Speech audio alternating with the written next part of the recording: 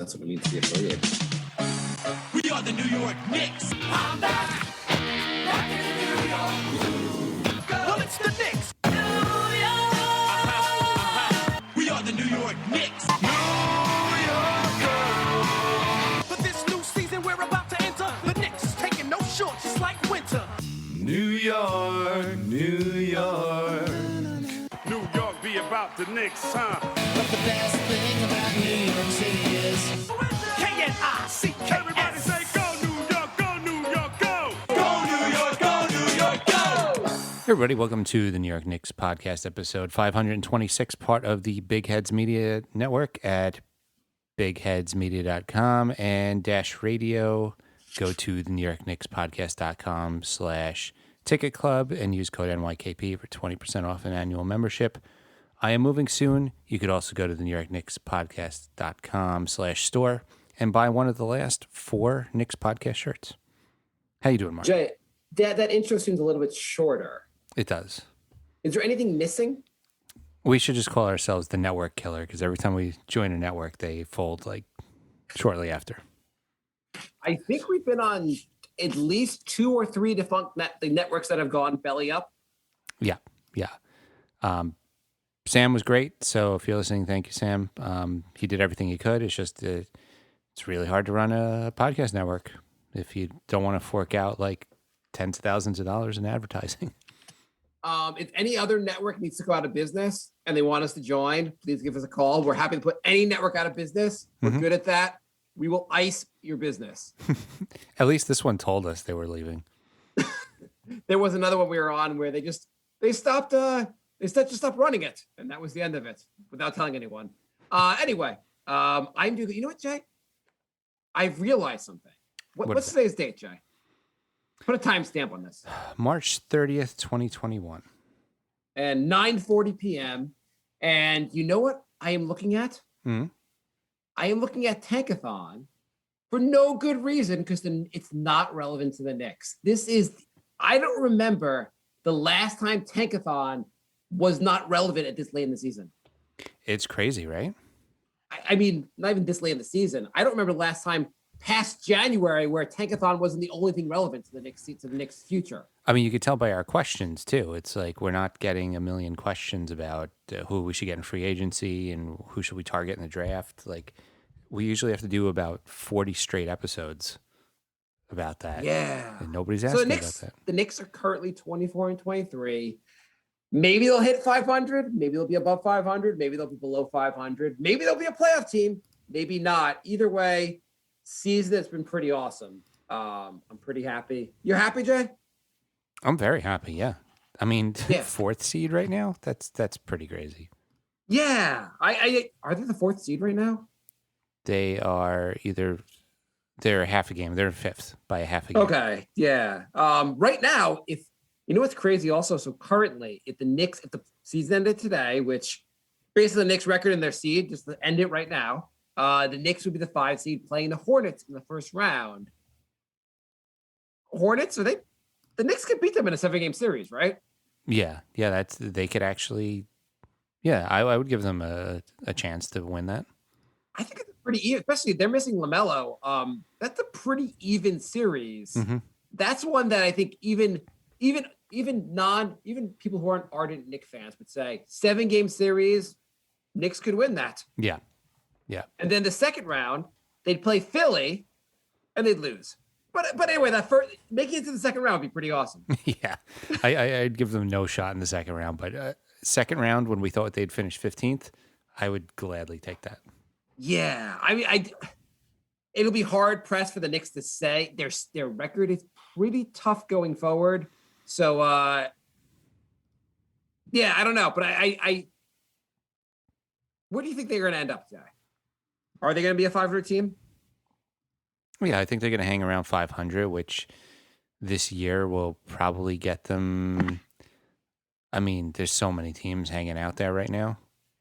Right. They could easily fall out of the playoffs also. It's not like they're locked in. The schedule gets a lot harder. Do you think the Knicks, in some ways, have gotten really lucky with the schedule up to this point? I don't mean just the schedule, but like playing team. This weekend, for instance, Milwaukee Bucks decided to start their G League affiliate against the Knicks. The Bucks were missing 8 players, including like 6 out of their top 7. It was insane. Yeah. I mean, also, Greek Freak's brother, Giannis Adi, whatever I'll never pronounce. If the cure for COVID was pronouncing his name correctly, I just die of COVID. But first of all, a product of the Knicks farms. He looked pretty good, right? The Greek Freak's brother. He did. He looked Greek Freak. He doesn't usually look that good, but yeah, he looked good. The Knicks in one night made him look so much better than he ever looked in a Knicks uniform. Yeah. Yeah, I watched him. I'm like, why the Knicks give up on this guy? I think he was quoted as saying when he was a Knick, there was zero development going on. He didn't really understand what the Knicks were doing. Yeah, well, I don't think anybody understood what the Knicks were doing at that time. Yeah, I mean, what was that, 3 years ago? That was like, it was very dark days. So this episode, we're going to talk about the last week's games, and then we're going to go over not all, but a bunch of the trade deadline moves and buyouts and all that stuff. A lot happened. We want to kind of do some around the league stuff after we recap some games. Okay, well, going to my question, though, do you think the Knicks record is at all a little inflated? Because the Knicks have had a lot of games this season where Bradley Beal is out. The Milwaukee Bucks are out. Teams have been missing some of their star players often against the Knicks. I know the Knicks have had injuries. Has this inflated the Knicks record, or is every other team facing the same thing? I think every team is facing. I mean, the Knicks had a couple games with no point guard. Their starting center's been out almost the whole season. Every team has been going through stuff. It's been a weird season. It's been a lot of injuries, a lot of people getting held out for COVID reasons, resting schedule. It's been a weird season. Yeah, the Brooklyn Nets have not allowed to put their 3 stars on the court ever, apparently. So there's something also. I actually looked into that this morning because I was bored. They have played a total of 7 games together, the Nets' big 3. Okay. Do we call it a big 5 now that they've signed LaMarcus Aldridge and Blake Griffin? So I think Kevin Durant is fighting with Rappaport on Twitter because explain that a little more for anyone who's not that. Durant did an interview. Michael Rappaport, an actor in his 50s, posted something about how he should have answered a question during the interview, and he kind of dodged it. And Durant slid into his DMs and threatened to fight him, and actually set up a time and date to fight him, and said some racial and racist and homophobic stuff in there. He slipped that in, and not a great look. But what I was going to say is maybe he's starting a rivalry with Michael Rappaport because everyone else in the NBA joined the Nets, so there's nobody else to have a rivalry with at this point. I was going to say, I mean, that's a good point. I was going to say, so if Michael Rappaport does fight Kevin Durant, and on the off chance... I can't believe that was a sentence. Why? Yeah, I know. So on the off chance Michael Rappaport fights Kevin Durant, and if he beats Kevin Durant, does Kevin Durant have to become a supporting actor in a bunch of different movies? Well, I think, either Kevin Durant will join Michael Rappaport's next film project, or Kevin Durant will recruit Conor McGregor and a couple other elite fighters to take down Rappaport. Yeah. Anyway, Kevin Durant, he doesn't need help to win. He just seems to have it on every team he goes to. Okay, so this week, the Knicks... So this week, I guess the Sixers game was the first game of the week? Yeah. Okay. They played the Sixers, had a nail-biter against the Sixers, almost won that, and then played 2 games against the Wizards, won both of those games, played the G League Bucks affiliate, beat them, and then last night they lost to the Heat. I guess my big takeaway from this week is the offense has sucked. What you say, Jay? Well, the first Wizards game, they scored 131. Yeah, okay, you're right. Yeah, the first Wizards game they looked great. The second Wizards game they looked like trash, and the Bucks game, like the Bucks game and the second win against the Wizards were just two very ugly games on offense, and they looked really ugly last night against the Heat on offense. Yeah, I guess they were kind of shooting a little over their head from 3-point lands for the season. It kind of caught up with them after that first Wizards game. Yeah, they were in the first in the first Wizards game, the Knicks shot on 33, shot 53%.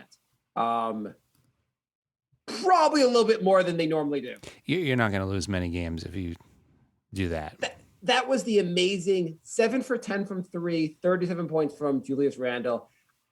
That was an awesome night. He looked like a goddamn all-star. When Randall hit those 3 in a row, that was I was like almost yelling at the TV. That was awesome. That was goddamn amazing. Then he took like a heat check fourth one and got an air ball, and he's like, okay, I need to calm down. Even he looked like, okay, all right, I got to reel it in a little bit.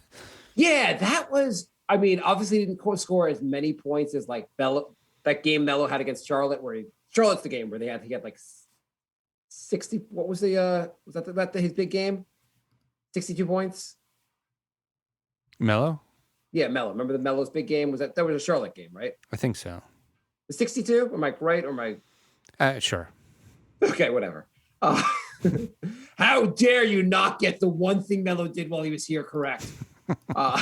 Melo's the greatest Nick ever to Nick and Nick. Holy shit, this is the worst Knicks podcast. They don't even know Melo's golden night. He came here for 6 years to score a lot of points in one game. Anyway, it just reminded me of that, just like him being the on fireness. I know it was only 37 points, but it was a pretty cool night. It was in three quarters. Yeah, he didn't really play the full. I know you say 3 quarters. He played 38 minutes. That's a full night for most players. Yeah, I know. Under Tibbs, 45 minutes is a minimum for 4 quarters. But so the last couple games, I mean, I guess they were missing Randall for the Bucks game, but in general, the offense has looked really bad.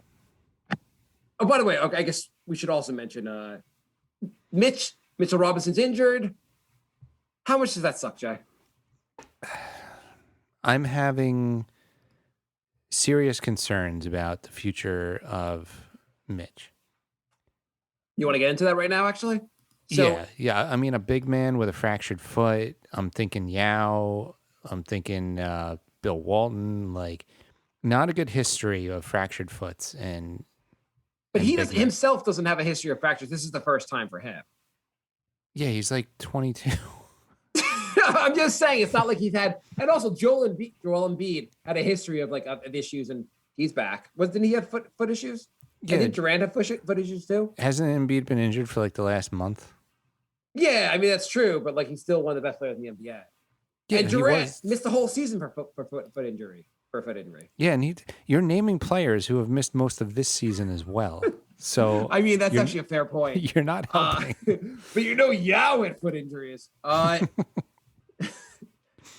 I would say so. Here's what the Knicks are faced with Mitchell Robinson. He has a team option at the end of the season for I think $1.5 million for next season. It might be a little more. I'm not sure. Or the Knicks can not do the team option and they could sign him as a restricted free agent. Mm-hmm. Allow other teams to make offers and they can give him a longer deal.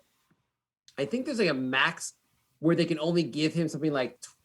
I read something about. I don't have it in front of me. Somewhere around $12 million a year, or something like that. They can't give him a giant contract, which wouldn't be worth anyway. But I guess the question really is, with Mitchell Robinson, do you want to get him do you want to extend him now as a restricted free agent, or do you want to wait till at the end of next season and basically go against the market as an unrestricted free agent? So there's pros and cons to both. With the restricted free agent, say you get him for $12 million a year, right. 4 years. If he stays healthy, he can be a steal. And right. And then it's like you're in a great situation. If he breaks his foot every year, it's not a terrible contract, but it's, on the other hand, if you just do the 1 year 1.5, he's going to want probably a lot more if he's healthy. But is he also?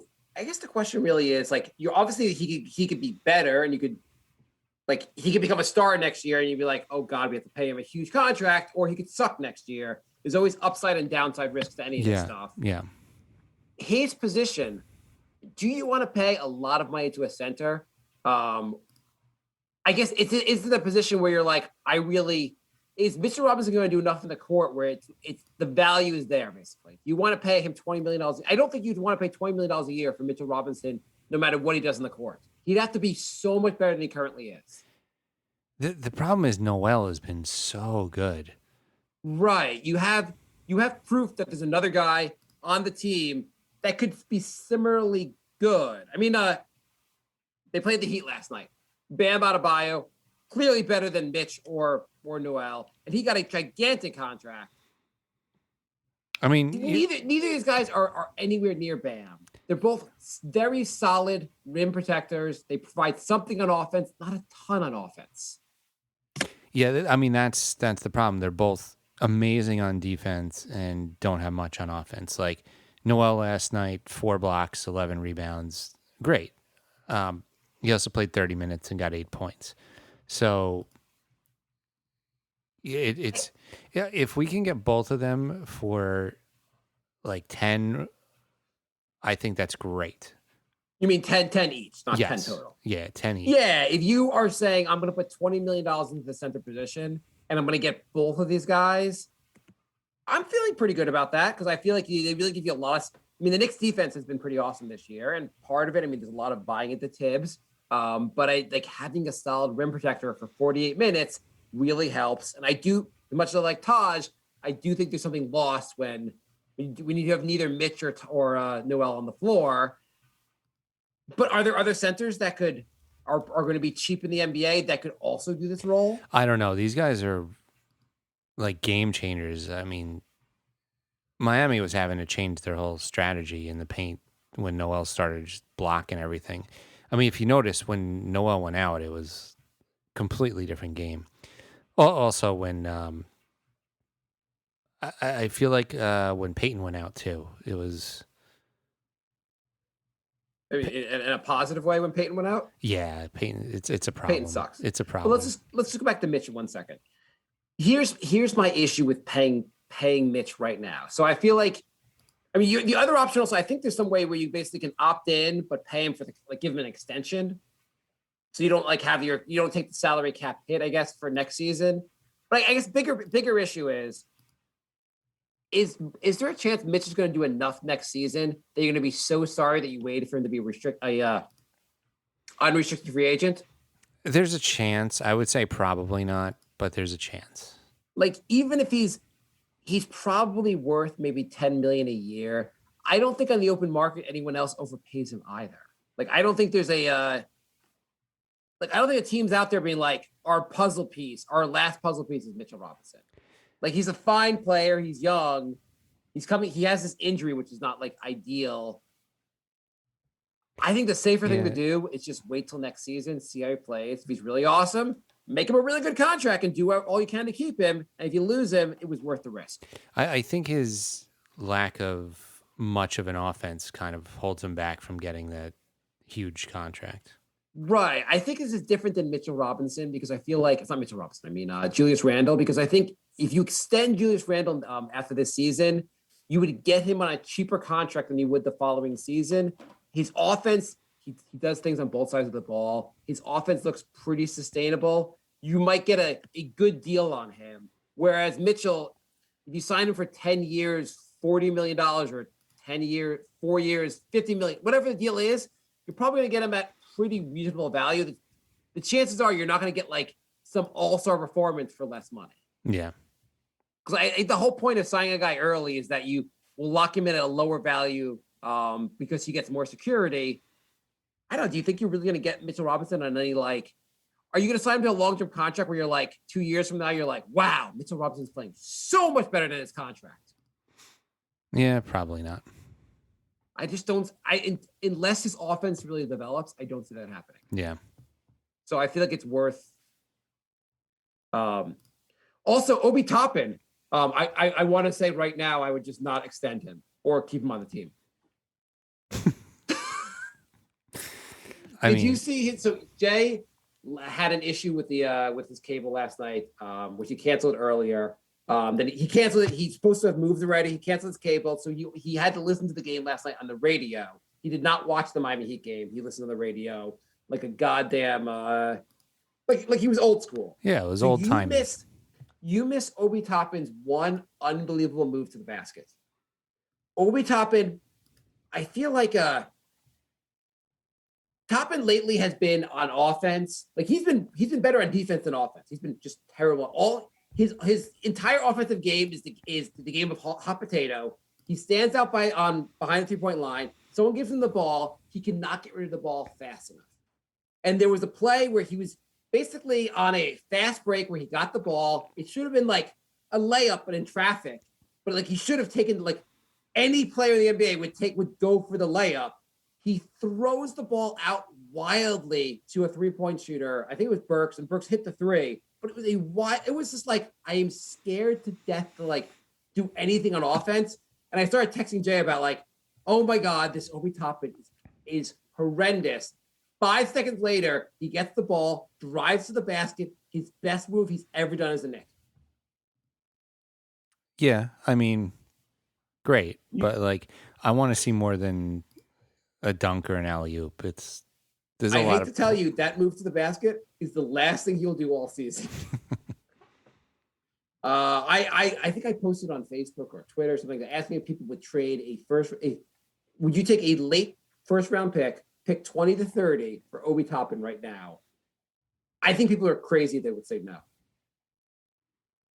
You just got to wait for him to develop, man. We've been through this. We waited for Knox. We waited for Frank. Look at them now. It's the whole. Have you heard of the sunk cost fallacy? Yes.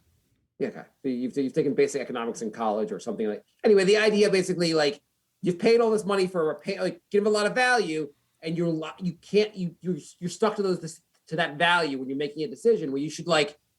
It doesn't matter if he's the first pick overall. If he sucks, you should be willing to move on. Just recognize it faster and don't care the fact that he was the first pick, like a high pick. If this guy was the second round pick, the Knicks would say bye to him right now. The talent, like, it doesn't make sense to keep this guy. I don't know. Am I crazy? I'm not ready to give up yet, but it's not looking good.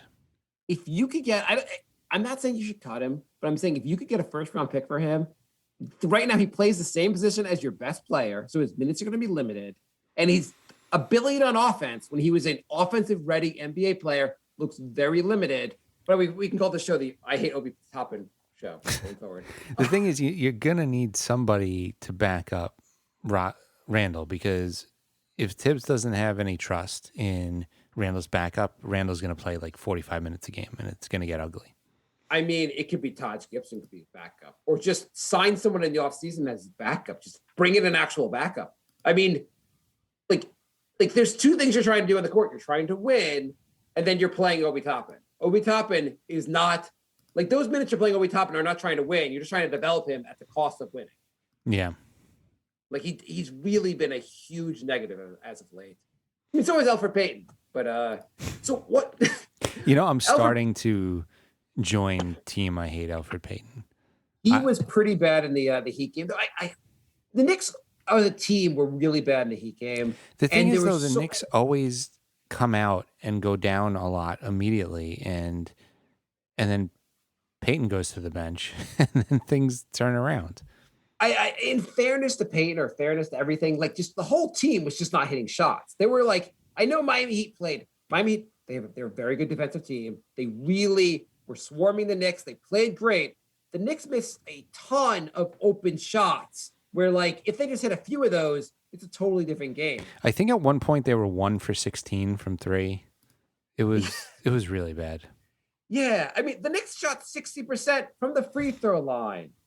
They missed 8 free throws, and they lost by 10 points.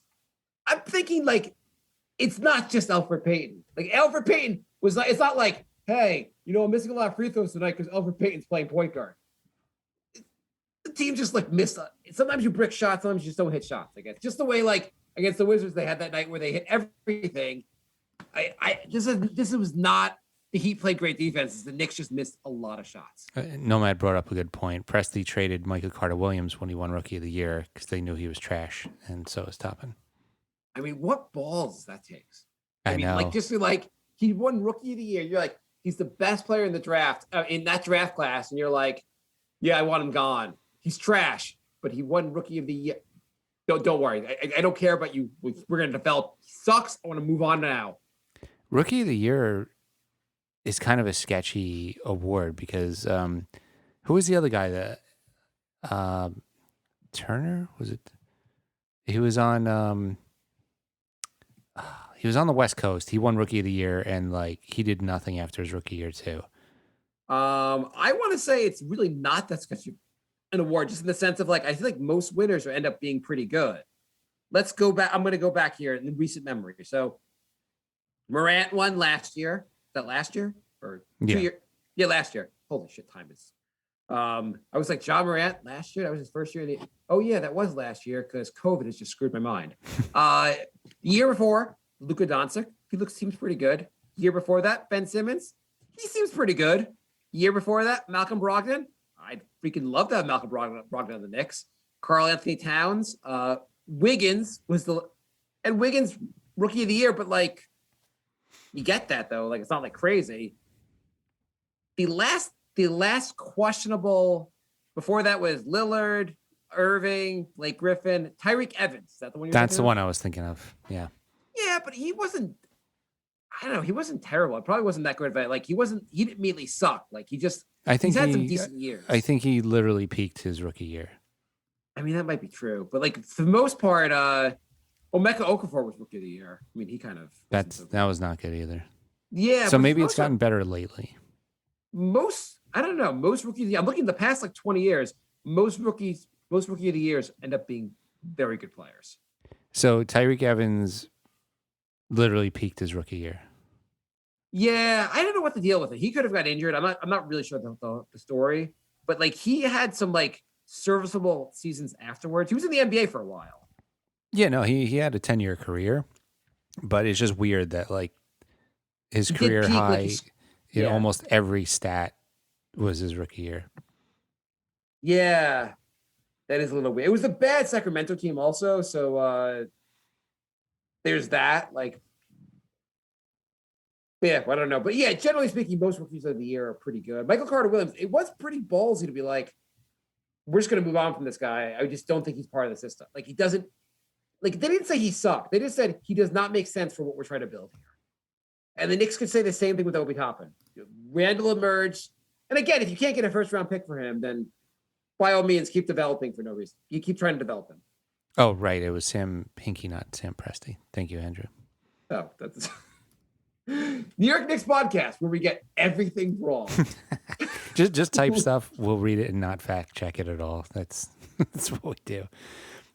Do you want to? Again, I was going to say quickly. How are they going to improve the offense? Like, is there a way to improve this offense outside of like Elfrid Payton? I know sucks. At the same time, Derrick Rose, by the way, is back this week. He's looked pretty good, and I think of the two things, losing Mitchell Robinson sucks, but getting Derrick Rose back is almost more important. Mm-hmm. But I don't know. He's back from COVID. Maybe Tibbs thinks we have to play Payton just because Rose probably can't handle like insane minutes yet. If only we had Halliburton. Yeah. What about Jared Harper? We do have Jared Harper. Why not play Jared Harper? I'd rather just see Rose and then quickly like switch the minutes. Start Rose, put quickly off the bench, and then Peyton's like third string. Yeah, but why not Jared Harper? Like, just in the sense of like, I mean, we're fine giving Obi Toppin some minutes, even though they're not productive to winning. Why don't we see what we have with Jared Harper? Because Elfrid Payton's not productive to winning. I have not seen a second of him, so I don't know. I have no idea. I think he looked pretty good in the G League. He plays point guard. He's supposed to be able to shoot. Payton sucks. I don't know. Give him some backup minutes. Frank, by the way, didn't play last night. What do you think about that? Predictable. I figured when Rose came back, he'd disappear again. Yeah, I mean, would mean- you give give Frank Payton's minutes? So everyone thinks that, and I agree, that this is the best coaching staff the Knicks have had in as long as we can remember, right? Yes. And they don't think Frank's good enough to play. By the way, Mike Woodson is no longer a member of the coaching staff. Yes. He got a job in college in Indiana or Yeah. somewhere. Yeah. So, yeah, it was great. It was great while it lasted. I'm happy for him. You are right, though. Everyone's going, they laud. They're like, this is an amazing coaching staff, such an amazing coach staff. But holy crap, they don't understand how good Frank is. They're right about literally everything except Frank. He played against the Wizards. The problem is the real issue is the Knicks defense has been pretty good this season. So adding a guy that adds to defense and adds nothing on offense does not really help. Yeah. Yeah. Anyway, you want to talk about trade deadline? Yeah, let's do it. What did the Knicks do at the trade deadline, Jay? Oh, it was huge. It's huge. They traded Rivers and Iggy. And Rivers, by the way, a free agent again, as he's been cut.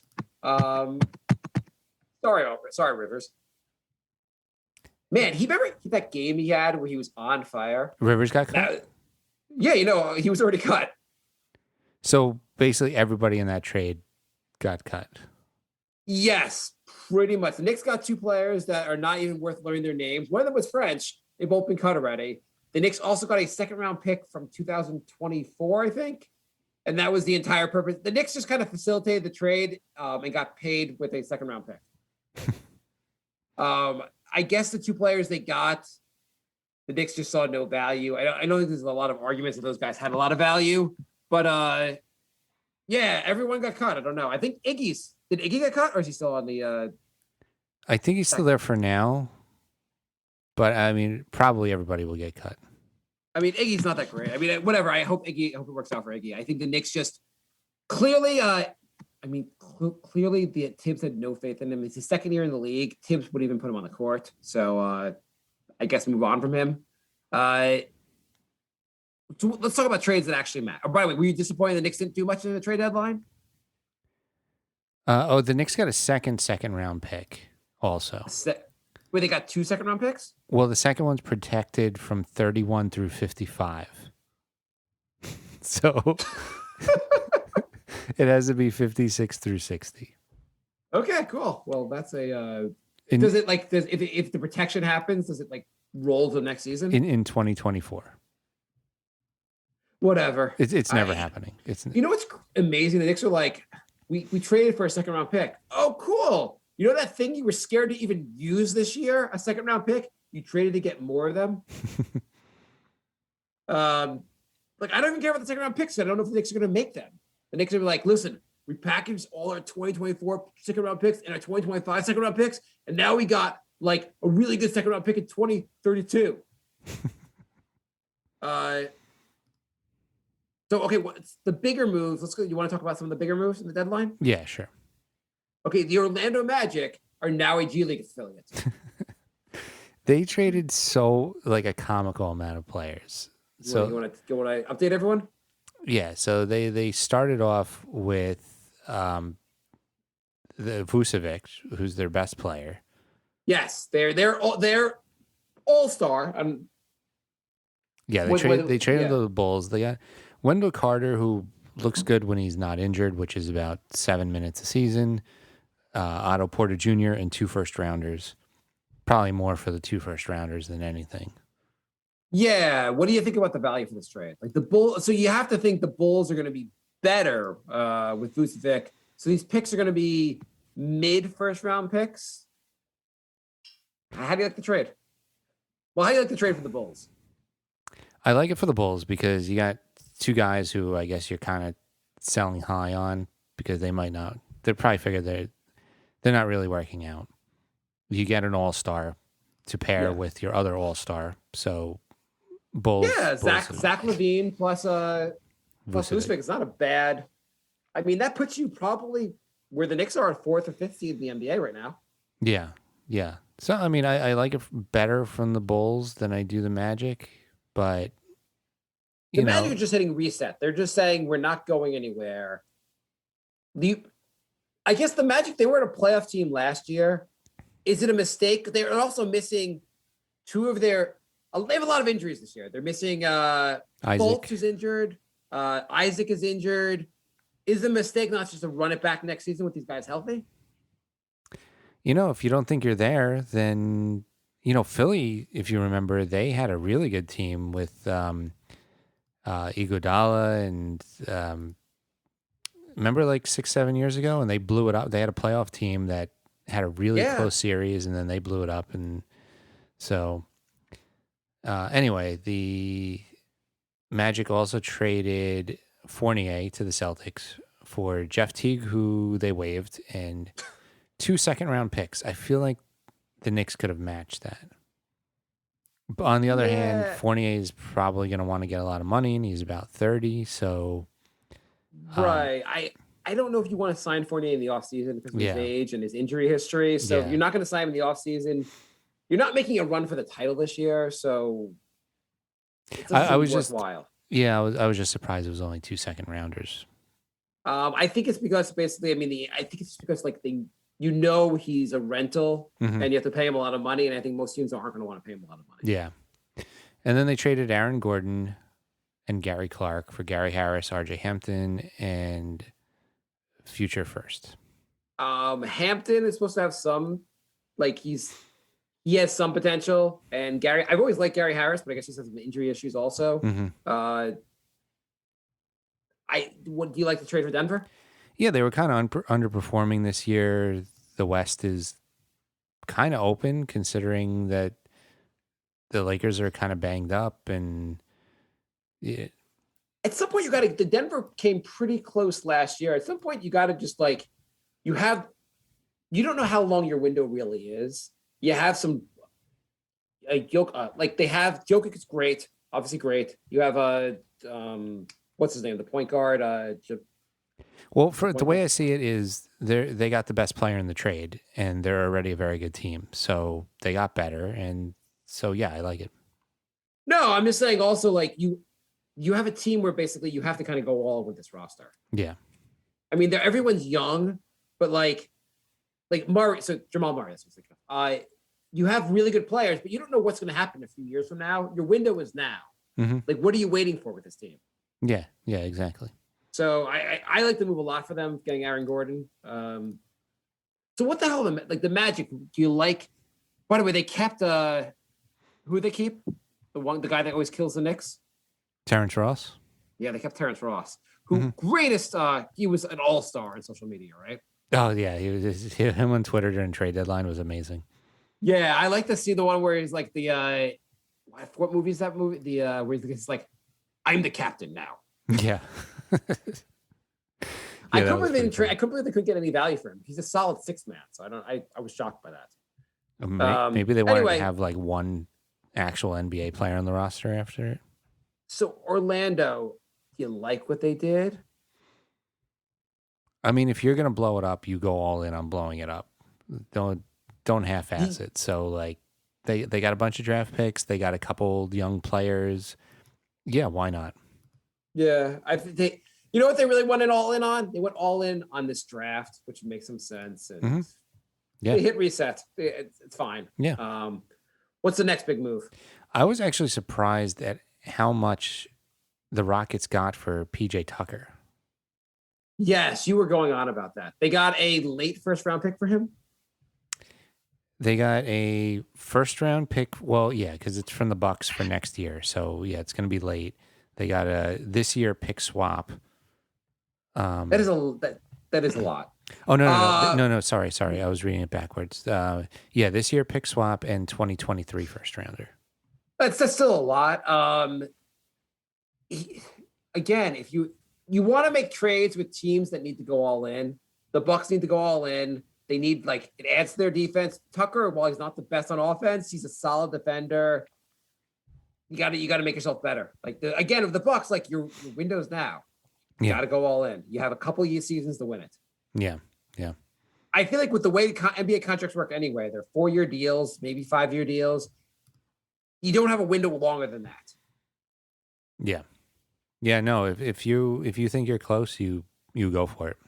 The Right. NBA windows, you never know. Like we thought the Thunder were going to be in the finals for like 6 years in a row, and they had one appearance, and that was it. Right. I mean, you had Westbrook, Durant, and Harden on the same team, only got to one finals. And Ibaka. Crazy. And Ibaka. And Ibaka. It's crazy how much they had in that team, and it all fell apart. The Victor Oladipo to Miami. What do you think? I don't know about Oladipo anymore. It's risky. It's risky. He has like a cold or something. I don't think it's COVID, but he has a cold. He hasn't played yet. It was for Avery Bradley, Kelly Olynyk, and the draft swap. Not a lot they gave up for him. I mean, I'm I just guess glad the Knicks didn't trade for him. Yeah, I guess it's worth the risk, but I mean, if you're again Miami, like we're going all in. Oladipo has some star power. Maybe he could help you. Mm-hmm. Yeah, there was the record number of players moved this deadline. Yeah, I was surprised with that because it didn't feel like it. Because usually there's more like huge names, right? Because I say that, and then I'm also kind of done with the big names that moved. The only other one I want to talk about was Norman Powell going to the Blazers for Gary Trent Jr. and Rodney Hood. So Toronto is just like, here, have one of our better players. Like Gary Trent's actually a pretty good player.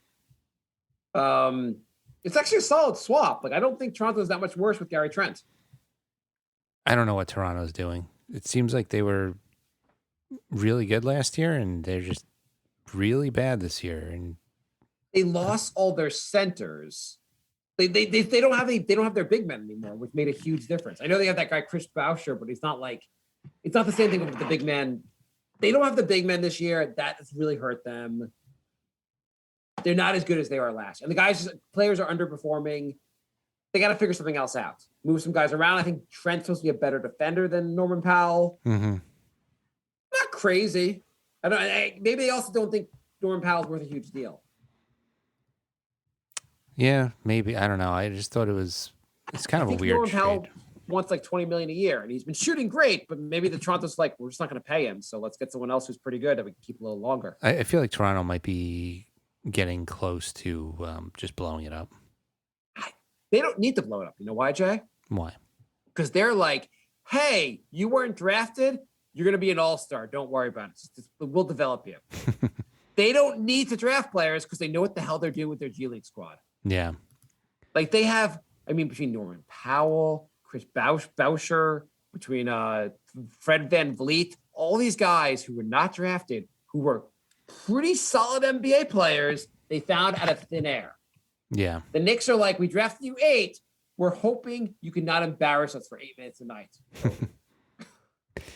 There's 2 other. Redick moved, but whatever. Rajon Rondo for Lou Williams was a weird one. That was a weird one. I feel like at this point in their careers, I guess you're choosing. Rondo hasn't even played good defense lately. I was going to say you trade offense for defense, but. Yeah, Lou Williams is still a solid offensive player, like a solid 6-man guy off the bench, like can score in bunches. I don't know what does Rondo bring you at this point, and also like on that team, like is Rondo like you really want Rondo having the ball? You have two ball hogs with Paul George and Kawhi Leonard. They're not going to want Rondo to have the ball. I don't know. That one made no sense to me, and the Celtics trade I thought was really weird too. What did the Celtics do? They traded Fournier. What was the other one? They traded Daniel Tice, which was one of their better centers, and they got Luke Cornett and Mo Wagner. I think it was for Mo. I think the trade was for Mo Wagner. I think Luke Cornett was a throw-in. No one was like, "Hey, we got Luke Cornett. We're celebrating." Wouldn't you say Tice is better than both of them, though? Yeah, I haven't watched that much of Wagner. I thought Tice was good. I'm surprised they got rid of him. Ghost says, should the Knicks get Cousins? Yeah. So Mitchell Robinson's injured.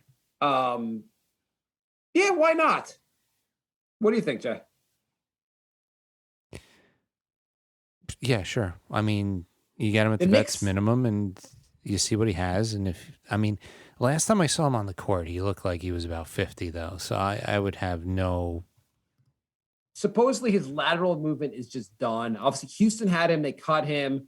There may not be anything there outside of like the big name, like great name. He might just suck now.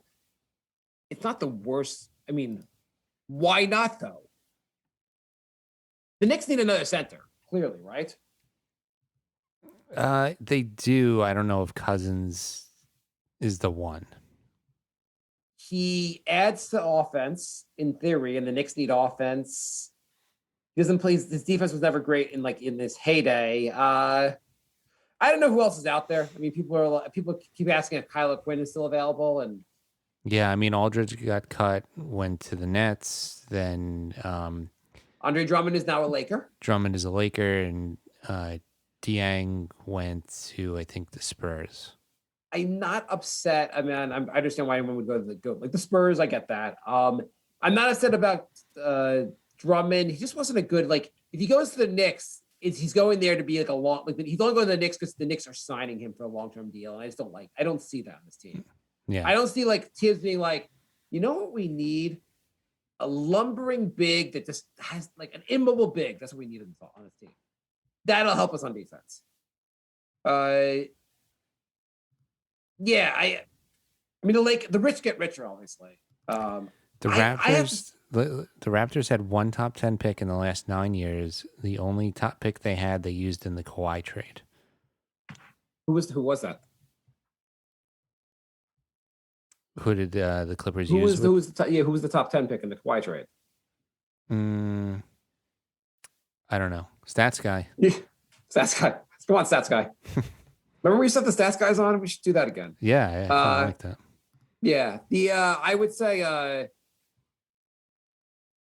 yeah, I don't know. I feel like Andre Drummond going to the Lakers will help them. He's still a very good offensive play, a really good player. Blake Griffin and LaMarcus Aldridge going to the Nets will not have as much value as like. I don't think they'll make that big of a difference. It was Jakob Pertl. Okay. Well, I guess that so the only guy they drafted in the top 10 was so much worse than all the guys they drafted that were undrafted that they got. Yeah. Yeah, Knicks probably should sign a center, right? Yeah, and there's not a lot left. You know what? Also, if Obi Toppin didn't suck, they could say, "Well, he's our third backup center." It'd be a great opportunity for him. Where they could move Randall to the 5 and right. But I don't put think Obi you at can the really. 4. I think the amount of like the amount you're already asking him to do. I don't think you're gonna move into this. Like, I mean, you can, but it's not a great. Like they're better off having an actual center there next to him. Yeah. You're like, hey, you know how you're carrying so much weight for us on offense? Can you also play center? I don't know. It's fine, but there weren't any other big moves that matter. By the way, Jabari Parker I saw was released. What the hell happened to him? At some point, Jabari Parker was a high draft pick. Yeah, he was. Yeah, I almost forgot about him. Yeah, at some point, people thought he was going to be really good. And he did, like, he put up, like, a lot of empty numbers, but he put up some numbers. Yeah. Like, I guess it was 2016-17 season, he averaged 20 points a game. He averaged, in 1920, for Atlanta, for 30 games, so last season, basically, he averaged 15 points a game. He's not helpful for winning, I guess. Yeah. But I remember like people were like, "Oh, Milwaukee has got someone really good. Like Parker's going to be a star in this league." It's weird how some players like they come flying out of the gate and then like that's it. Yeah, he was the second pick overall. So here's a couple of players that the Knicks could go after. Dwayne Dedman, Not bad actually. Thon Maker, Again, not bad. Kylo Quinn. Yeah, no, I'd move on from Quinn. just because Kyle Quinn, whatever, he was fine as a Knick, and he made some comment when he left about like it's nice to finally be trying to win, which he was right. But I always thought he was a little overrated.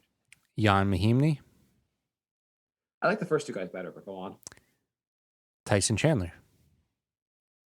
It'd be nice to bring Chandler back. I think he's probably done. I think Thon Maker, who's the first guy you said? Dwayne Dedman. Yeah, I think those two guys would be solid guys to pick up to get. Yeah. And I don't know why I said Kyle Quinn was overrated. He was only overrated by Knicks Twitter, like crazy Knicks fans. No one else actually overrated him. But there seems like some decent guys that like all you're asking for is really like a third guy off the bench. Yeah. Or a second. You have an empty roster spot, so it's not even you don't even cut someone. You're just going to sign someone. Well, they have two now because they cut both of the guys they got, right? Yeah, you could also use that the other spot for like, I don't know, look in the G League. Mm-hmm. Yeah, I would give Dedman a hard look. Yeah, why not? Is that you want any questions? Yeah, we have questions. We have a couple on Facebook. Okay. I take it we have no emails. We don't. nyknickspodcast@gmail.com. Okay. Anthony writes, how great the front office is for not making a quick fix move, and should we go for Drummond and give Gibson, so I guess it was before he signed, and give Gibson a coaching job and see what we can get next season for Frank, and NN hate to see NN go. Actually, we could trade Mitch. Who's NN? No, Nerlens Noel. Yeah. I just have not seen him referred to as NN, but yeah, I mean, we covered. Okay, so I most guess of the that. first part is how great is the front office for not making a quick fix? I mean, I'm glad they didn't do a panic trade or just do something really stupid. I think most Knicks fans have a panic attack all trade deadline. Yeah, anytime the Knicks front office has to do something, we just get scared from past history. Like, it would just be idiotic to be like, we're going to go all on this season. So I'm glad the Knicks didn't like, do something stupid like, we traded 2 first rounders for Victor Oladipo because second rounder bust, guys. Should we go all in for Drummond? He's already signed, and I think we agreed. Should we give Gibson a coaching job next season? I would be very glad to make Taj Gibson a coach next season if he's not going to play in the NBA. Yeah, sure. He's looked.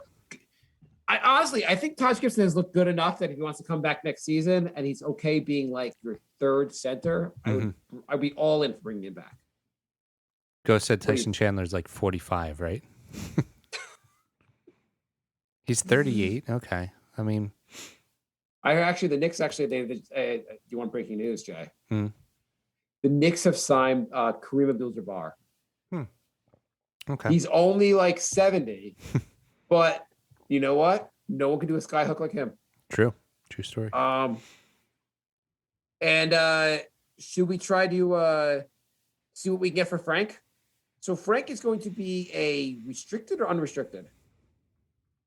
I believe restricted. Or they can extend him for a year if they wanted to, right? They can what? They can extend him for 1 year. They might be able to. Because that's what they did with David Lee. They had him for 5 years, but it was still the rookie contract. I don't know. I get to the point, like, I don't see the Knicks. I mean, Frank, I go back and forth on. He could be somewhat useful. Well, if you trade him, whatever. I'm also fine just trying to find guys in the G League and giving them Frank's minutes and see how that goes. It seems to go well for Toronto. Develop some other players. I guess like Frank Knox. So I asked this question on Facebook. What do you think of this? How have the Knicks front office or how have the Knicks done as an organization in developing players this season? This season? I think good. I mean, obviously, RJ, he had an off night against Miami, but overall, he's having a much better season than last year. Mm-hmm. Mitchell Robinson looked a lot better this season than last year. Noel. I mean, I don't know if you count. I guess, but Noel, I don't know if you count him as developing because he was already good. And Julius Randle, I don't know if you give him credit for Julius Randle, but Julius Randle looks a lot better. On the other side of this, Frank has done like he's pretty much where he was last year. He's barely stepped forward. Knox is also just no growth whatsoever. Dennis Smith was no growth, and they had to get rid of him. But IQ, on the other hand, looks good. Like obviously you have a young player that's really contributing. I don't know. What do you give them? If you're gonna give them a grade on developing players, what do you give them this year? It's a mixed bag. I mean, I think you got to go like C plus because it's like some guys took big leaps, so the guys look like they shouldn't be in the league. I mean, is it a step forward just to say some of these guys just don't need to play anymore? Like the Knicks are just like say we kind of have given up on some of these players. Is that a step forward? Mm-hmm. Yeah. We are about out of time. You want to do the rest of the questions after the goodbye song? Sure. I mean, there are 3 questions to go. Do we have a minute? No, we're at 56 minutes. Okay, let's just end it. We'll do it after the goodbye show. So yeah, if you're listening to the podcast, you should join our Twitch channel, twitch.tv/crumpledbacon, because we do more questions and chat for a little bit afterwards. You can follow and you get a notification when we go live, and you can join the chat and all that good stuff. So and you can learn about Jay after hours. Yeah, exactly. So after midnight, Jay.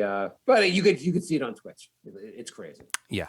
So yeah, we'll be back soon, and if you're in the chat, stick around because we'll answer a few more questions. Bye, my love. Goodbye, everybody. Goodbye. It's all over. Goodbye. It's time to go. This is the end. Say goodbye.